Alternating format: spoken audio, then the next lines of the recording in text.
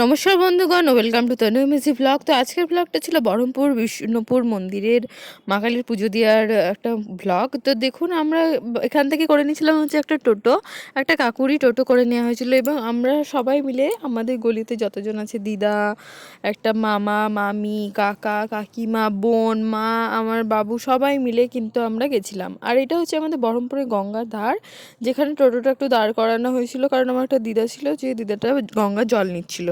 তো আমার মামাটা গিয়ে সেই জলটা নিয়ে আসলো। তারপরে আমরা চলে গেছিলাম জয়কালীর বাড়ি, যেটা আমাদের গঙ্গাধার থেকে বেশিক্ষণ নয়, 5 থেকে 10 মিনিট টাইম ছিল। সেখানটায় আমরা পুজো দিলাম।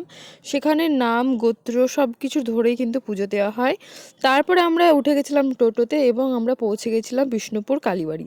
আর এই যে হচ্ছে আমাদের বিষ্ণুপুর কালীবাড়ি, এটা হচ্ছে পিছনের দিক, এবং এখান দিয়ে আগে মানুষকে ঢুকে পুজো দেওয়ার নিয়মটা ছিল, কিন্তু এবছর থেকে সেটা চেঞ্জ হয়েছে, এবং ফ্রন্ট গেট যেটা একদম মুখ্যদ্বার যেটা ছিল, সেখান থেকে কিন্তু এবার পুজো দেওয়াটা স্টার্ট হয়েছে, যে মুখ্যদ্বার দিয়ে সবাই ঢুকে কিন্তু পুজো দেবে। আর এই যে আমার মারা এখানে সব কিছু জোগাড় করে নিচ্ছিল, কাটাকুটো করে নিচ্ছিল। তারপর আমাদের মায়ের জন্য, মানে আমাদের মা কালীর জন্য আমরা নিয়েছিলাম একটা গামছা, আলতা, সিঁদুর, এইসব নিয়েছিলাম। তাই বাবুর নামে পুজো ছিল, সেইটা পুজোটা দেওয়ার জন্য আমরা সব কিছু এখানে রেডি করছিলাম, আমার মা সব রেডি করছিল। তো এগুলো রেডি করার পর আমরা তারপরে ভিতরে সবাই ফল টল কেটে নিয়ে, কেউ গোটাও নিয়ে যাচ্ছিলো, কেউ কেটে নিয়ে যাচ্ছিলো। তো আমরা তখন সব কেটে নিয়ে তারপর আমরা ভেতরে যাওয়ার জন্য প্রস্তুত হলাম, এবং এখানে আমরা বসেছিলাম গাছের নিচে। এখানে পিকনিকেও কিন্তু করতে আসে। তারপরে আমরা চলে যাচ্ছিলাম মন্দিরের ভেতর। তো এই যে দেখুন, আমরা পিছন দিকে জিজ্ঞাসা করলাম, সেখানে বললো না, সামনের দিক দিয়ে যাও। তো এখানে আমরা সকলে যারা যারা গেছিলাম, আমরা সকলেই, শুধু আমার বাচ্চাকে আমি আমার বোনের কাছে রেখে এসেছিলাম পিছনের দিকে, কারণ বাচ্চা নিয়ে এত ভিড়ের মধ্যে যাইনি। তো ওখান থেকে পুজো দিয়ে আসার পর তারপরে আমরা এই যে এসে গেছিলাম, আমার বোন কলেজ থেকে এসেছিলো, আর ও একটু লিপস্টিক নিয়ে এসেছিলো ঠোঁটে দেওয়ার জন্য, লিপস্টিকও দিচ্ছিল। আর এই যে বাবুর জন্য ওখানে দুগ্ধ দান হচ্ছিলো, সেখানে থেকে দুগ্ধ নিয়ে এসেছিলাম, একটুখানি দুধ নিয়ে এসেছিলাম।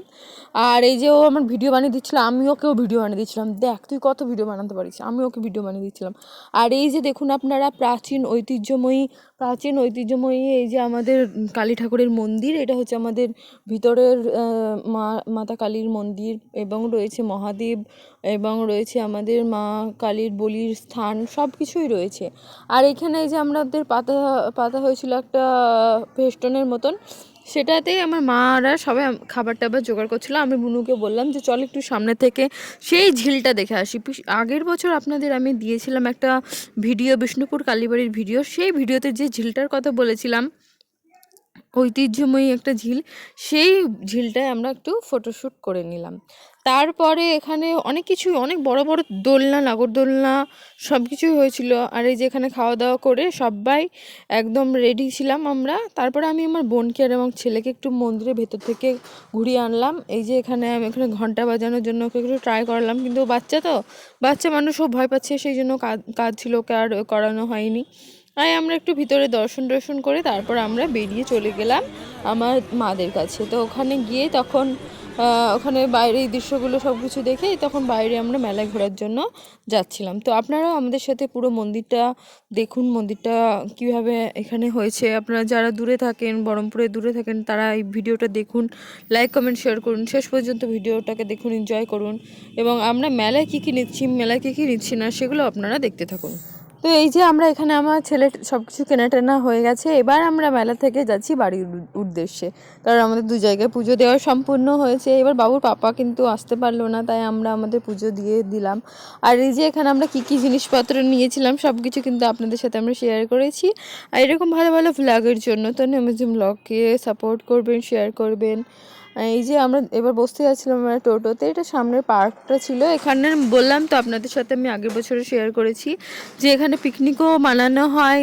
এখানে সবাই বাড়ি থেকে খাবার দাবার নিয়ে আসে, কেউ খায়, কেউ তো এখানে খাবার দাবার বানানোর জন্য নানা রকমের সরঞ্জাম নিয়ে আসে, যেমন গ্যাস হোক বা চুলা হোক, তার জন্য যে চুলা জ্বালানোর জন্য যা যা জিনিসপত্র প্রয়োজন সবই নিয়ে এসে এখানে কিন্তু তারা বানায়। আর এই হচ্ছে আমাদের বহরমপুর বাস স্ট্যান্ড। আর তারপরে আমরা এসে গেছিলাম আমাদের বাড়ির কাছে। তো এরকম ভালো ভালো ভিডিও দেখুন।